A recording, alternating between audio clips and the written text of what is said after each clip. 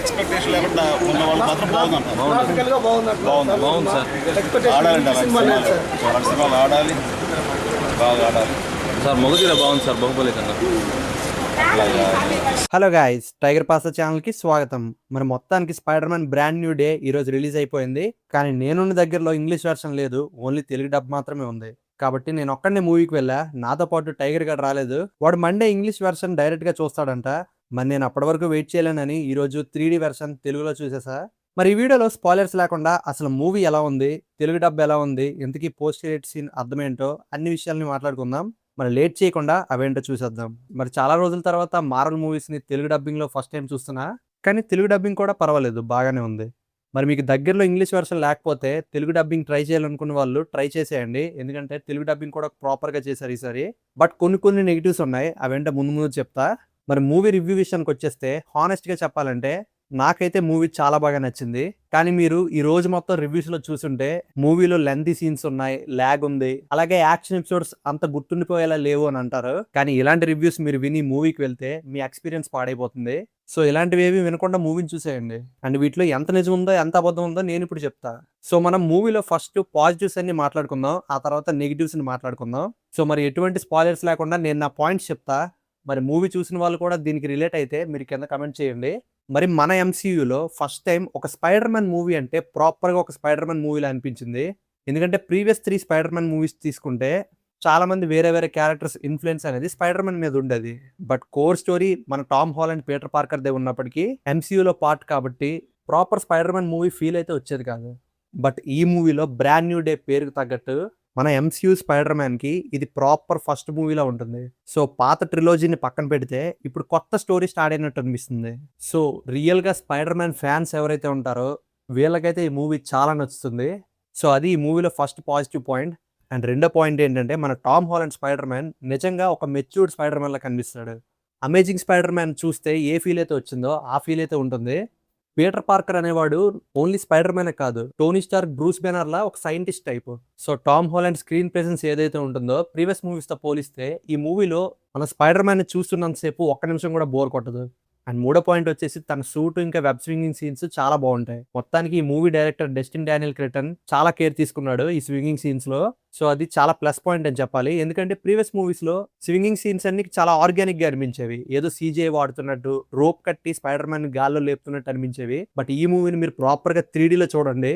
Original మనం Toby మెగ్వైర్ spider Man movies చూసాం కదా, ఆ మూవీలో స్వింగింగ్ సీన్స్ ఎలా ఉంటాయి అలా ఉంటాయి. మరి స్పైడర్ మ్యాన్ స్వింగింగ్ సీన్స్ కి అయితే జస్టిస్ అయితే చేశారు. అండ్ నాలుగో పాయింట్ వచ్చేసి క్యారెక్టర్ డెవలప్మెంట్స్. లాస్ట్ మూవీస్ లో ఒకవేళ మీకు ఎంజే క్యారెక్టర్ కానీ రెడ్ క్యారెక్టర్ కానీ నచ్చకపోతే ఈ మూవీ చూస్తే మీకు బాగా నచ్చుతుంది. వాళ్ళు మన స్పైడర్ మ్యాన్ కి ఎంత ఇంపార్టెంట్, ఎమోషనల్ గా స్పైడర్ మ్యాన్ ఈ రోజు ఇలా ఉన్నాడంటే దానికి కారణం లైఫ్ లో వాళ్ళు ప్లే చేసిన రోల్స్ అని చెప్పాలి. సో మూవీ మొత్తంలో వాళ్ళు మన పీటర్ పార్కర్ అంటే మర్చిపోయారు కాబట్టి వీళ్ళ ముగ్గురు మధ్య జరిగే టెన్షన్స్ ఇంకా సీన్ బిల్డప్స్ అన్ని చాలా బాగుంటాయి. ఫైనల్లీ మూవీ ఎండింగ్ అయ్యేసరికి ఫ్యూచర్ లో తను పీటర్ పార్కర్ గా అలాగే స్పైడర్ మ్యాన్ గా ఎలా తను లీడ్ చేసుకోవాలో ఒక సొల్యూషన్ అయితే దొరుకుతుంది.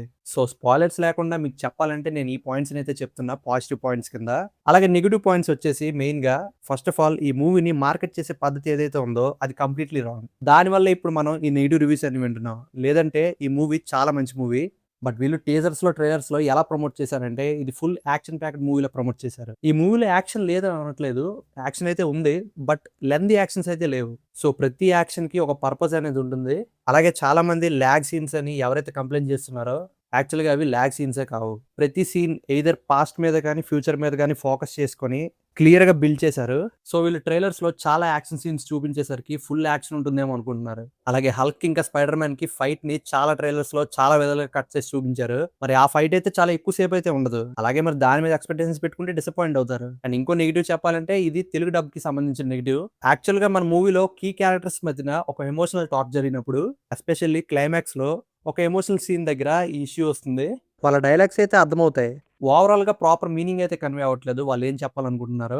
సో మూవీకి చెప్పాలంటే ఇవే నెగిటివ్స్. అండ్ చాలా మంది కెమియోస్ ఉంటాయి, డేర్ డెవిల్ వస్తాడు, సో అలాంటి కెమియోస్ ఎక్స్పెక్ట్ చేస్తే మాత్రం మీరు డిసప్పాయింట్ అవుతారు. అండ్ పర్సనల్లీ నా ఒపీనియన్ ఏంటంటే ఆ కెమియోస్ లేకపోవడమే చాలా బెటర్.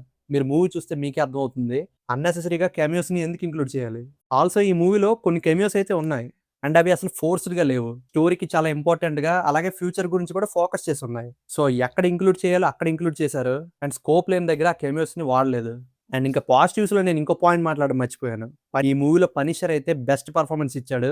పనిషర్ ఫ్యాన్స్ ఎవరైతే ఉంటారో వాళ్ళకి పండగనే చెప్పాలి. ఎందుకంటే ఫ్రాంక్ క్యాసిల్‌కి ఒక న్యూ యాంగిల్‌ని అయితే చూపించారు ఈ మూవీలో. సో అది ఈ మూవీ గురించి బేసిక్‌గా చెప్పాలంటే మూవీ యాక్చువల్లీ ఒక కొత్త సిరీస్‌లో ఎపిసోడ్ 1లా అనిపిస్తుంది. ఐ హోప్ డెస్టిన్ డానియల్ క్రెటన్ మళ్ళీ వచ్చి ఇంకో 2 స్పైడర్ మ్యాన్ మూవీస్ తీస్తాడని నేను అనుకుంటున్నా. ఎందుకంటే ఎక్స్‌ప్లోర్ చేయడానికి ఇంకా చాలా ఉంది. అలాగే విలన్ క్యారెక్టర్ గురించి మనం మాట్లాడితే స్పాయిలర్ అయిపోతుంది. కాబట్టి తర్వాత వీడియోస్‌లో మాట్లాడుకుందాం. సో మరి ఈ మూవీకి రేటింగ్ అలాంటివి ఏం చెప్పను గానీ actually best Spider man movie కాకుండా వన్ ఆఫ్ ద బెస్ట్ అని చెప్పొచ్చు. But Tom Holland Spider Man మూవీస్‌తో పోలిస్తే ప్రీవియస్ 3 స్పైడర్ మ్యాన్ మూవీస్ కంటే నాకు ఈ స్పైడర్ మ్యాన్ మూవీ నచ్చింది. సో మూవీకి ఎక్కువగా కెమియాస్ ఉంటాయి, యాక్షన్ ఉంటుందని ఎక్స్పెక్టేషన్స్ లేకుండా ఒక మంచి స్పైడర్ మ్యాన్ మూవీ చూస్తున్నాం అనే మైండ్‌తో వెళ్ళండి. చాలా ఇంప్రెస్ అవుతారు. అండ్ తప్పకుండా 3D ఎక్స్పీరియన్స్ చేయండి. చాలా బాగుంటుంది. సో అది ఈ మూవీ గురించి హానెస్ట్‌గా చెప్పాలంటే. మరి ఇంక మనం పోస్ట్ క్రెడిట్ సీన్ గురించి మాట్లాడుకుందాం. మరి వీడియోని ఎక్కడి వరకు చూసి పోస్ట్ క్రెడిట్ స్పాయిలర్ లాగా అనిపిస్తుంది కాబట్టి మీకు వద్దనుకుంటే స్కిప్ చేసేయండి. మరి మూవీ ఎవరైతే చూసిన వాళ్ళు ఉన్నారో వాళ్ళ కోసం ఈ పోస్ట్ క్రెడిట్ సీన్ గురించి మనం మాట్లాడుకుందాం.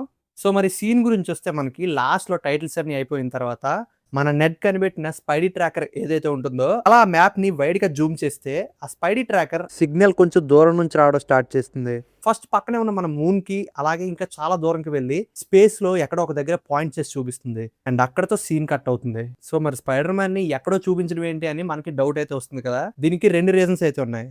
ఆల్రెడీ ఇది మనకి డూమ్స్ డేకి లీడింగ్ అని అర్థమైపోతుంది. దీనికి ఫస్ట్ రీజన్ మన యూనివర్స్ లోపలికి వేరే స్పైడర్ మ్యాన్ వేరియంట్ రావడం. టోబీ మెగ్వైర్ స్పైడర్ మ్యాన్ కానీ ఆండ్రూ గార్ఫీల్డ్ స్పైడర్ మ్యాన్ కానీ వాళ్ళు కానీ ఇంకే స్పైడర్ మ్యాన్ వేరియంట్ కానీ ఖచ్చితంగా మన యూనివర్స్కి వచ్చారు. అలాగే రెండో రీజన్ ఇన్కర్షన్స్ గురించి మీరు వినే ఉంటారు ప్రీవియస్ MCU మూవీస్ నుంచి.